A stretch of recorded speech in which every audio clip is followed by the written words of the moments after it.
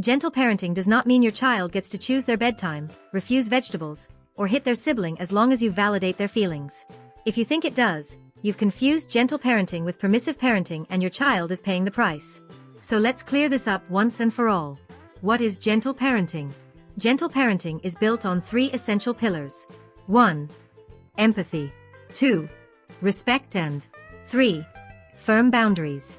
All 3 working together. Not 1 or 2, all 3. Here's what this actually looks like in practice. You respect your child's emotions completely. When they're upset, you acknowledge it. You don't dismiss their feelings or tell them to get over it.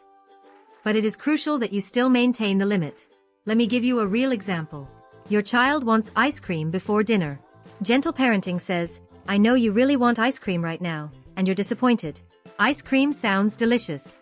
And we're having dinner first, then you can have dessert. Notice what happened there? You validated the feeling. You showed empathy. But the boundary didn't move. Dinner comes first. Non-negotiable. Gentle parenting focuses on teaching and positive discipline rather than punishment. Instead of sending your child to their room for hitting, you're getting down at their level and saying, you cannot hit. Hitting hurts. When you're angry, you can stomp your feet, you can say, I'm mad, or you can ask for help.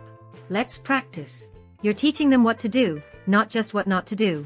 Our brain doesn't register no, it works on what to do rather than this.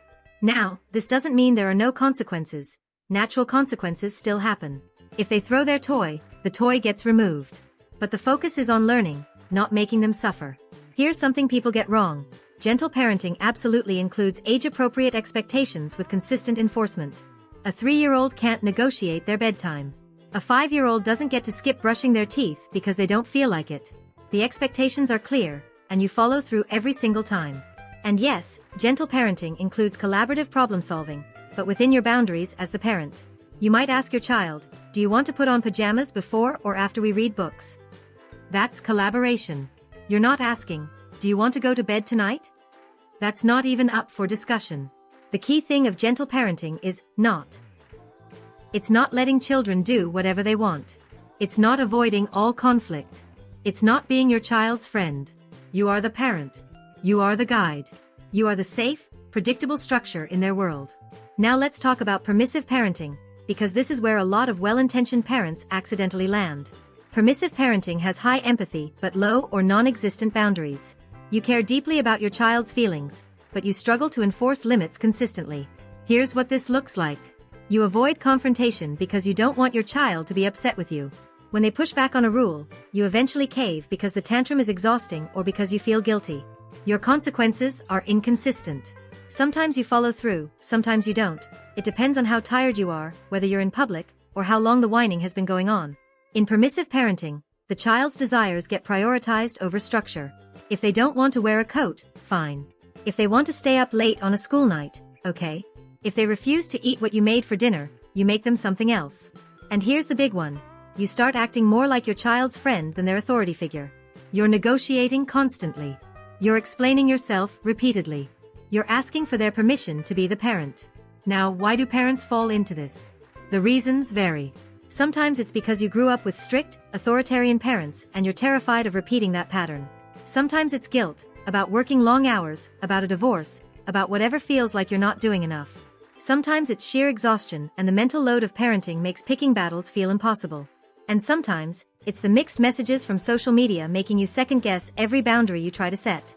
Not every parent on Instagram is a parenting coach, they are just parents. These are all understandable reasons.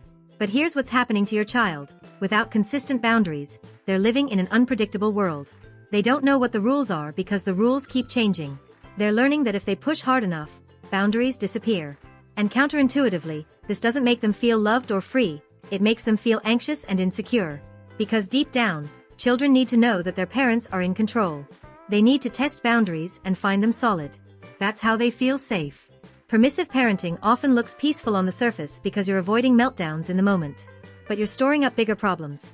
Children who can't regulate their emotions, who struggle with authority figures outside the home, who believe their feelings should dictate everyone else's behavior, and who have difficulty handling even minor disappointments. The bottom line? Empathy without boundaries isn't kindness. It's actually a disservice to your child's development. So why are boundaries so critical? This isn't just philosophy, this is brain science.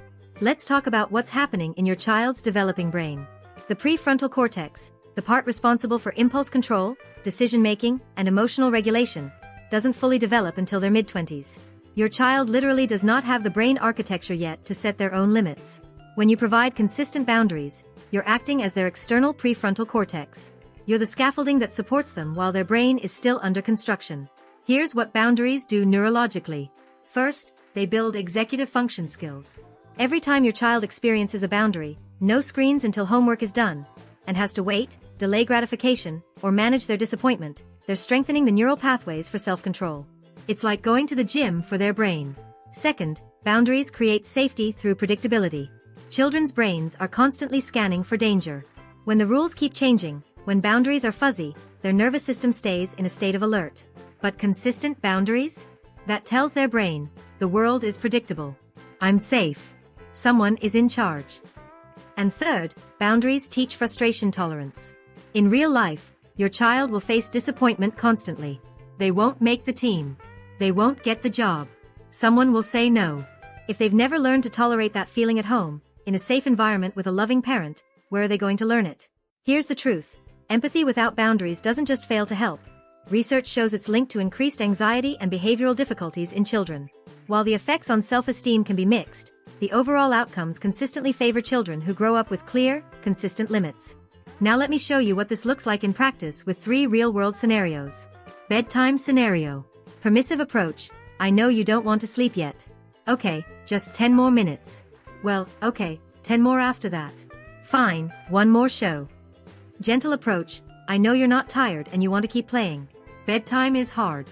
And it's 8 o'clock, which means it's time for bed. Do you want to walk to your room or should I carry you? See the difference? The feeling is validated.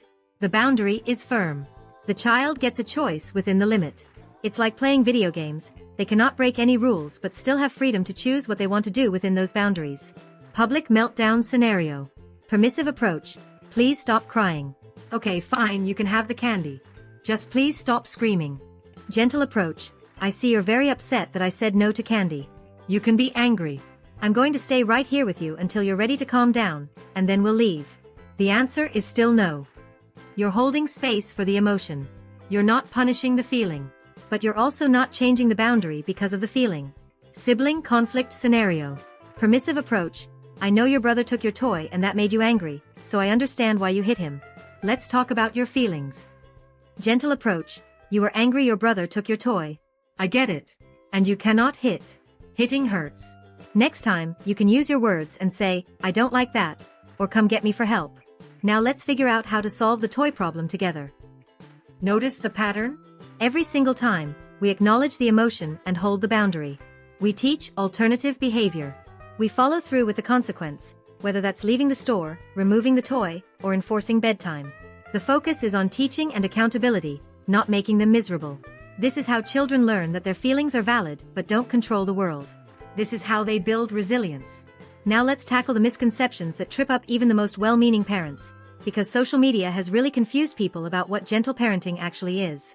Misconception number 1. Boundaries are authoritarian. False.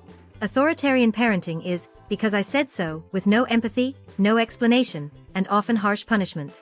Gentle parenting is, here's the boundary, here's why it matters, I understand you're upset, and it still stands. Completely different. You can be firm and kind at the same time. Those aren't opposites. Misconception number 2.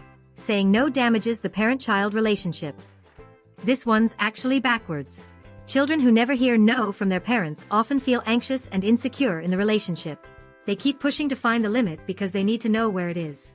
When you consistently say no with love, you're actually building trust. Your child learns you mean what you say. Research shows that children with clear boundaries have more secure attachments, not fewer. Misconception number 3. Gentle parenting means never getting firm. Gentle doesn't mean soft. Gentle doesn't mean passive. You can have a calm, even tone and still be absolutely rock solid on your boundaries. In fact, that's the whole point. You're not yelling, you're not threatening, but you are unwavering. I know you want to stay at the park. It's time to leave now. You can walk to the car or I can carry you. You choose. That's gentle and firm. Misconception number 4. Children should never feel uncomfortable emotions. This is probably the most damaging misconception. Disappointment, frustration, boredom, anger. These are normal human emotions that children need to learn to tolerate. Your job isn't to prevent these feelings. Your job is to help your child navigate them. If you remove every obstacle, solve every problem, and say yes to everything to avoid upset feelings, you're raising a child who can't handle adversity. Misconception number 5. The parenting spectrum. Let me clarify where these styles actually fall. Think of it as a spectrum. On one end, you have authoritarian parenting. High control, low warmth. Do it because I said so. Harsh punishment. No room for feelings. On the other end, you have permissive parenting. High warmth, low control. All empathy, no boundaries. The child runs the show. Gentle parenting, sometimes called authoritative parenting, sits in the balanced position with high warmth and high control. Empathy and boundaries. Responsiveness and clear expectations with logical consequences. Some people mistakenly think gentle parenting is closer to permissive because of the empathy component. But that misses the entire point. Without the boundaries and follow-through with consequences, it's not gentle parenting, it's just permissive parenting with nicer language. The goal isn't to be your child's friend. The goal isn't to avoid all conflict. The goal is to raise a child who feels loved, understood, and capable of functioning in a world that has rules. Alright, let's get practical. You understand the difference now, but how do you actually set boundaries gently when your child is melting down in front of you? Here's the framework. Calm tone, firm stance, validate feelings, hold the line, and follow through consistently. Step 1. Use a calm, firm tone. Your voice should be steady and neutral, not angry, not pleading, not negotiating. Think of it like you're stating a fact. The sky is blue. We don't hit. When you get emotional, when you yell or beg, you've actually handed control to your child. They learn that boundaries are negotiable based on your mood. Staying calm prevents emotional escalation and keeps you in the leadership role. Step 2. Acknowledge feelings while holding the line. This is the validate and enforce formula. You're going to use the word and a lot, not but. But dismisses what came before it and holds both truths at once. Here are some scripts you can use in real situations. I know you're upset and the answer is still no. You really wanted that toy and we're not buying toys today. You're angry at your sister and you cannot use mean words. You wish you could stay up late and bedtime is 8 o'clock. See how that works? You're not dismissing their feelings. You're not being cold. But you're also not budging on the boundary. Step 3. Explain reasons age appropriately. For younger children, keep it simple. We hold hands in the parking lot because cars are dangerous. For older children, you can give more context. Screen time ends at 8 because your brain needs rest before bed, and the blue light makes it harder to sleep. But here's the key. You explain once, maybe twice. You don't get into a debate. You're not trying to convince them to agree with you. Brief explanations build understanding without turning into endless negotiations. You're the parent. The boundary exists whether they like it or not. Step 4. Follow through consistently. This is where most parents lose the battle. You set the boundary, your child pushes back, and you cave, just this once. Except it's never just once. And now your child has learned, if I push hard enough, the boundary disappears. Consistency is everything. If you say, 1 more minute of screen time, then in 1 minute, the screen goes off. Not 2 minutes. Not 5. 1. If you say, we're leaving the park in 5 minutes, then in 5 minutes, you leave, even if they're crying, even if it's inconvenient, even if you're tired. Every time you follow through, you're depositing trust in the bank. Your child learns. Mom says what she means. Dad means what he says. This predictability is what creates security. Additional phrases that work in the moment. You can feel angry, but you cannot hit. If you need to get the anger out, you can stomp your feet, squeeze this pillow, or go run around outside. I hear that you don't want to, and it's time to do it anyway. Sometimes we have to do things we don't even like. You have 2 choices. You can choose acceptable option A or acceptable option B. You decide. This is not a choice. This is a have to. I'm going to give you some time to calm down. When you're ready, we'll talk. Now, when should you be flexible versus when should you stand firm? Be flexible on preferences that don't matter. You want to wear the red shirt instead of the blue one? Sure. Stand firm on safety, respect, and non-negotiables. Bedtimes, car seats, hitting, basic hygiene, school attendance. Ask yourself, is this boundary about my ego, or is it genuinely important for my child's well-being and development? If it's important, hold it. If it's not, let it go. Pick your battles wisely, but once you've picked them, don't back down. The goal is to be predictable, not rigid. Your child should know which boundaries are flexible and which aren't, and that knowledge comes from you being consistent. Now, let's do a quick check-in. Even with the best intentions, it's easy to slip into permissive patterns. Here are the red flags to watch for. Sign number 1. You're constantly negotiating with your child. If every single request turns into a back-and-forth debate, you've lost the parent role. Please put your shoes on shouldn't require 10 minutes of negotiation. Sign number 2. You give in to avoid tantrums. If your decision-making process is, how can I prevent a meltdown? Rather than, what does my child need? You're being controlled by their emotions. And they're learning that tantrums work. Sign number 3. You feel controlled by your child's emotions.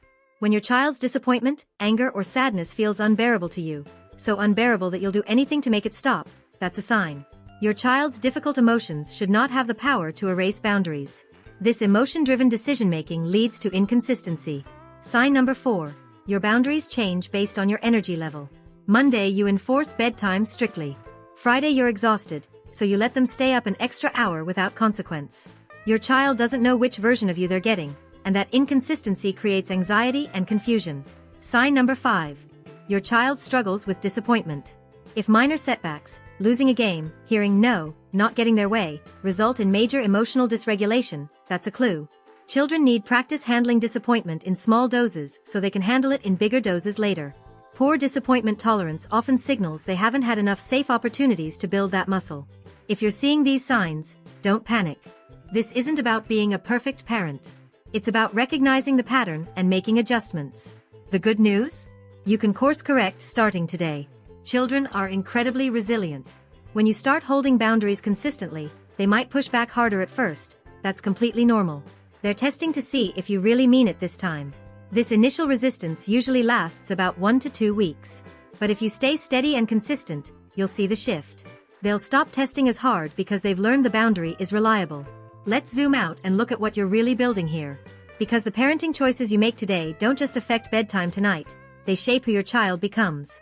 Gentle parenting outcomes. Children raised with empathy and boundaries develop strong self-regulation skills. They learn to manage their emotions because you've modeled how to stay calm under pressure. They've practiced handling disappointment in small, safe doses with you, so they can handle bigger disappointments later. These kids develop resilience. When life gets hard, and it will, they don't crumble. They've learned that difficult feelings pass, that they can tolerate discomfort, that setbacks aren't catastrophic. They also develop genuine respect, not fear-based compliance. They follow rules because they understand why rules exist, not because they're afraid of punishment. And crucially, they respect themselves and others because they've been treated with respect. This approach aligns closely with what researchers call authoritative parenting, and decades of research on authoritative parenting consistently shows these children have better academic outcomes, stronger social skills, lower rates of anxiety and depression, and healthier relationships throughout life. While gentle parenting, as a specific term, is still building its research base, the core principles match what we know works from authoritative parenting studies. Permissive parenting outcomes. Now let's look at the other side. Children raised with empathy but without boundaries often struggle with entitlement. The world has always bent to their desires at home, so they expect it everywhere else. When reality doesn't cooperate, when teachers, coaches, employers, or friends say no, they don't have the skills to cope. These children frequently experience higher levels of anxiety. It sounds counterintuitive, but having no boundaries creates unpredictability and gives children too much power too soon. Deep down, they know they're not ready for it, and that creates insecurity. They struggle with self-regulation because they've never had to practice it. Impulse control, delayed gratification, managing frustration. These are skills that must be developed through experience, and permissive parenting doesn't provide the structure needed to build them. Socially, these kids often have difficulties. Friendships require compromise, sharing, and accepting that you don't always get your way. If a child has never learned those lessons at home, peer relationships become challenging. And here's what the research tells us. Permissive parenting is linked to poor academic performance, behavioral problems, difficulty with authority figures, higher risk of substance abuse in adolescence, and challenges with emotional regulation that can persist into adulthood. The bottom line. Your job as a parent isn't to make your child happy at every moment. Your job is to raise an adult who can function, who can handle adversity, who can build healthy relationships, and who feels secure in themselves. Boundaries aren't restrictions on your child's spirit, they're the foundation that allows your child to thrive. When you hold a boundary with love, you're saying, I believe in you enough to let you feel hard things. I trust you to survive disappointment. I'm preparing you for a world that won't always say yes. That's not cruelty. That's real love. So here's what I want you to remember. Your child doesn't need another friend. They have plenty of those. What they desperately need is a parent. Someone who can stay calm, hold the line, and provide the structure that their developing brain can't create on its own. Setting boundaries isn't mean. Saying no isn't damaging. Letting your child experience disappointment isn't failing them. It's loving them enough to prepare them for reality. Gentle parenting is empathy and boundaries, both together, always. Not one or the other. If you found this helpful, let me know in the comments. What's your biggest struggle with holding boundaries? What questions do you still have? I'd love to hear from you. And remember, you've got this. Your child is lucky to have a parent who cares enough to get this right. If this is helpful, I share things like this in my free newsletter, Growing Gently. Short and practical emails straight to your inbox. Links below in the description. Thanks for watching, and I'll see you in the next video. Subscribe for more parenting guidance.